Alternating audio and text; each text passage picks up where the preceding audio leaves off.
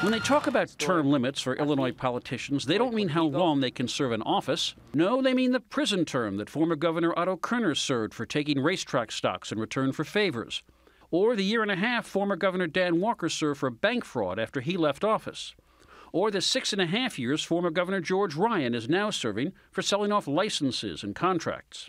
John Drummond, who's covered Illinois politics for almost half a century, says corruption in Illinois is about as normal as frost in January.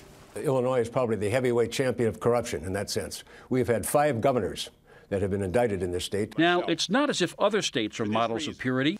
I am resigning from the office of governor. The former governors of New York, New Jersey, and Connecticut all were forced out of office for sexual and/or financial misbehavior. And just since 2000, 3 one-time members of Congress have been involuntary guests of the federal government. But Illinois, especially Chicago, has repeatedly confirmed the late columnist Mike Royko's quip that the motto should be ubi est mea, where's mine? If it isn't the most corrupt state in the United States, it's certainly one hell of a competitor. It stretches back well into the last century. In the 20s and 30s, famed gangster Al Capone had countless police and officials on his payroll. And in the decades since, investigations and indictments and prison sentences for city and state officials high and low, from building inspectors to judges, have failed to stem the corruption. People in Chicago assume that if you want something done, you have to take care of something.